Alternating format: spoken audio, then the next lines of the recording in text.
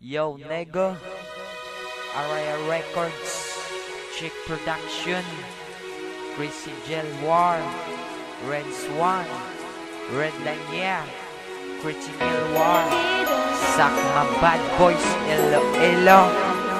Listen to the song. What's up?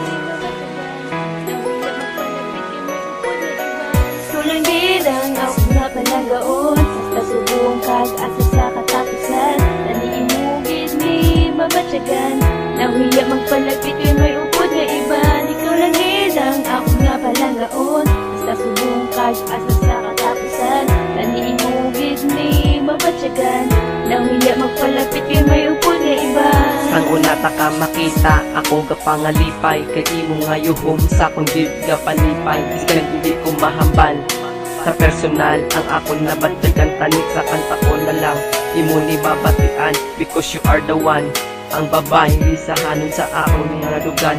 Ako gali si Rinson pakilala gid sa imo. Tungod ang pangpalangga ko sa imo. Seryoso. Ako nga palagaon sa subong kag-asa sa katapusan. Naniimugid ni mabatyagan nahuya magpalapit kay may upod nga iba. Ikaw lang gilang ako nga palagaon sa subong kag-asa sa katapusan. Naniimugid ni mabatyagan nahuya magpalapit kay may upod nga iba. Magsulod, kaya nasa eskwelahan, permita ka na bantayan. Galing wala ka man gatulok, ginatago ang ginabatsyag ko. Sa imusan umupa ko sa pakon para naging pusoong ko padayon. Sa pagbitik, sa pagsinggit sang pangalan mo ako gali si Mr. Ridley. Kung pwede lang tani, maupod ka.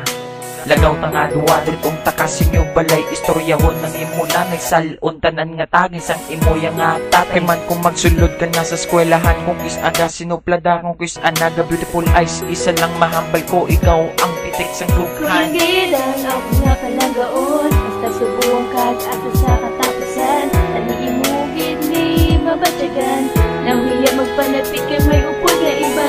Ikaw lang gilang ako nga palagaon sa subong kag-asa sa katapusan.